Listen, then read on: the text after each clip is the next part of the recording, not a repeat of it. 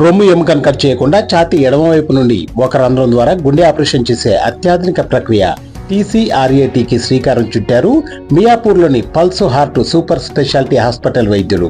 ఈ సందర్భంగా pulse heart super speciality hospital managing director MSS Mukherjee, senior cardiothoracic surgeon doctor Vamsikrishna మీడియాతో మాట్లాడుతూ, ఈ నూతన సర్జరీ అయ్యాక పేషెంట్ 12 గంటలలో నడవగలడని, అలాగే తక్కువ నొప్పి ఉంటుందని, ఆసుపత్రిలో ఎక్కువ కాలం ఉండవలసిన అవసరం కూడా ఉండదని, 10 రోజులలో తన జాబు కూడా చేసుకోగలడని వైద్యులు తెలియజేశారు.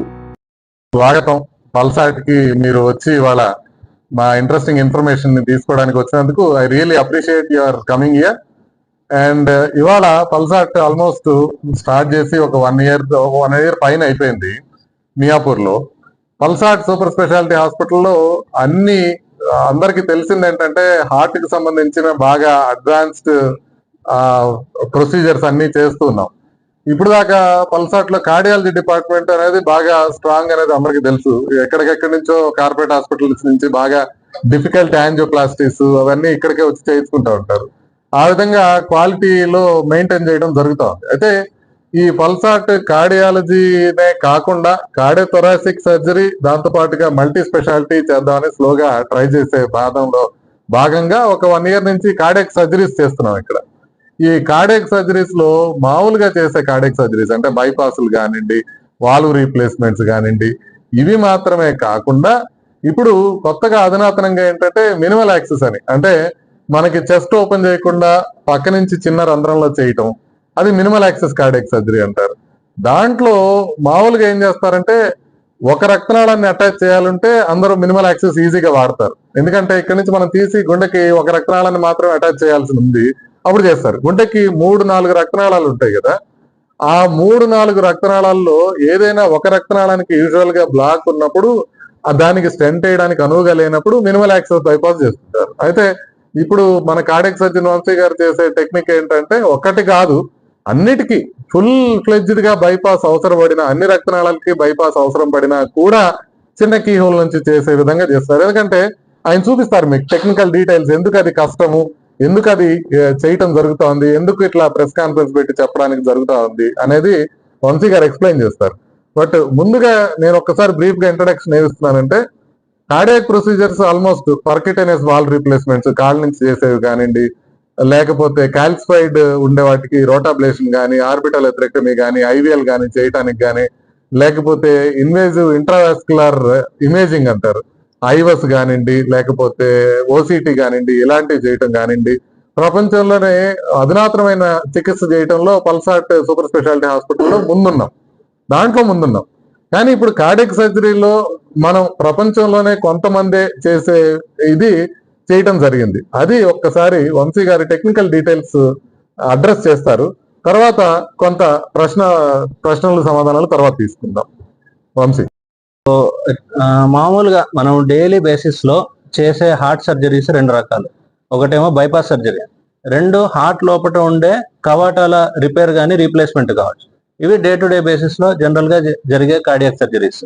సో మామూలుగా కార్డియాక్ సర్జరీ చేయాలి అంటే ఈ మనకు ఇక్కడ ఎముక ఉంటుంది కానీ బ్రెస్ట్ బోన్ అంటారు, స్టెర్నమ్ అంటారు, ఆ స్టెర్నమ్ ని కట్ చేయాలి. యాక్చువల్ ఇది కట్ చేస్తే దీని వెనకాల హార్ట్ ఉంటుంది. సో హార్ట్ పైన సర్జరీ చేయడం ఇది ట్రెడిషనల్ హార్ట్ సర్జరీ. ఇప్పుడు మినిమల్ యాక్సెస్ సర్జరీ అంటే ఈ బోన్ ని కట్ చేయకుండా ఈ రిబ్స్ ఉన్నాయి కదా, ఈ రిబ్స్ స్పేసెస్ మధ్యలోంచి వెళ్ళి హార్ట్ పైన సర్జరీ చేస్తారు. చిన్న హోల్ ద్వారా మనం వెళ్ళి హార్ట్ సర్జరీ చేస్తాం అనమాట. సో ఇప్పుడు వాల్వ్ సర్జరీస్ విషయానికి వస్తే గనక మనం కంప్లీట్ గా వాల్వ్ సర్జరీస్ అన్ని కూడా కీహోల్ సర్జరీసే చేస్తున్నాం.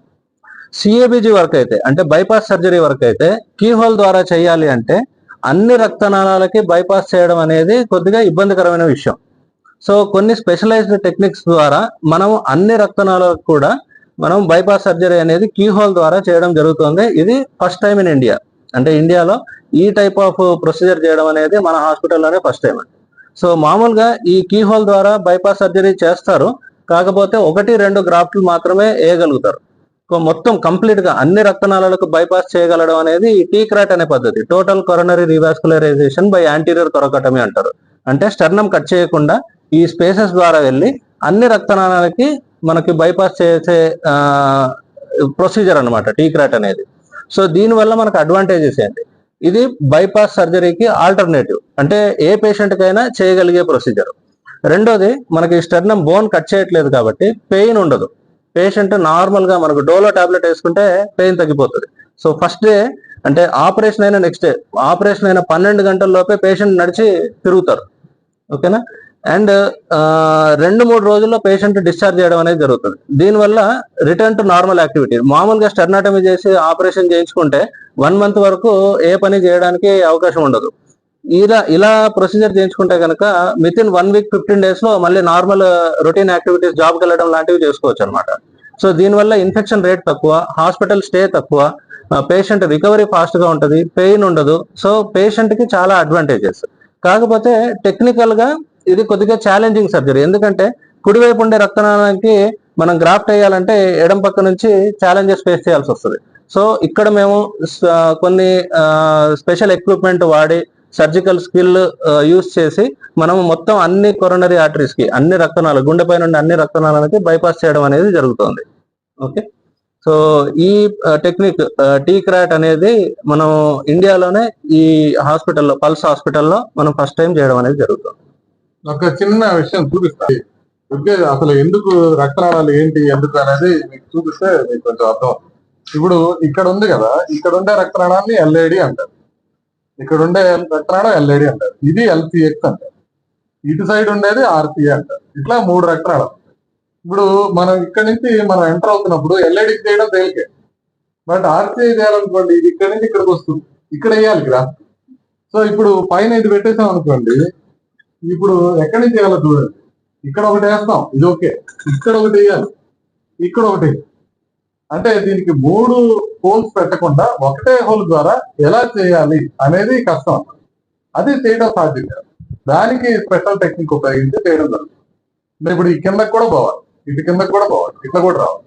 సో అట్లా వేరే వేరే చోట ఉన్న రక్తనాళాలకి ఒకటే చోట నుంచి గ్రాఫ్ట్ వేయడం అనేది, అంటే అందరికి బైపాస్ చేసే ప్రతి ఒక్కరికి కూడా పనికొచ్చే విధంగా, నార్మల్ గా కొన్ని సెలెక్ట్ పేషెంట్స్ లో మాత్రం మినిమల్ యాక్సెస్ చేస్తారు, అట్లా కాకుండా అందరికీ చేసే విధంగా ఇది పనికొస్తుంది అన్నమాట, ఈ టీకాస్ట్ అనే విధానం. నేను కూడా వినడం ఇదే ఫస్ట్, మాకు తెలియదు ఎట్లా చేస్తారనేది. చెప్తేనే మాకు తెలుసు, మేము థియేటర్ లోకి వెళ్ళాం, మేము చూడం. ఇక్కడి నుంచి ఎట్లా చేస్తారనేది మాకు కూడా ఆశ్చర్యం ఉంటుంది. మీకు ఎంత ఆశ్చర్యం ఉంటుందో మాకు ఉంటుంది. మామూలుగా జరిగే ఆపరేషన్ కు ఒక 2-3 గంటలు ఎక్కువ టైం పడుతుంది. ఇప్పుడు మామూలుగా 3.5 గంటలు 4 గంటలు పట్టింది అనుకోండి, ఒక 2 hours ఎక్స్ట్రా తీసుకోవాలి, 5 hours 6 hours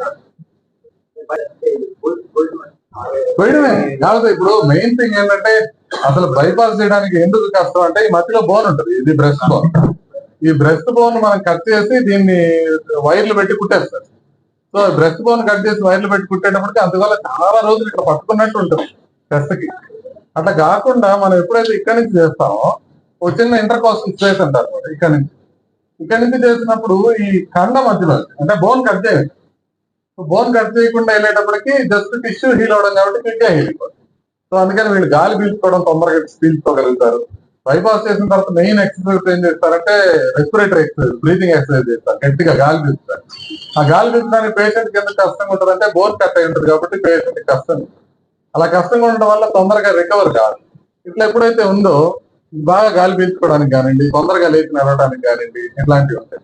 as it is గా వంశీ గారు ఏంటంటే, బైపాస్ ఓపెన్ గా కట్ ఓపెన్ చేసినా కూడా ఒక రోజు లోపలే నడిపించేస్తారు. అదే చెప్తుంది, మామూలు బైపాస్ ఆపరేషన్ లో బోన్ కట్ చేయాలి.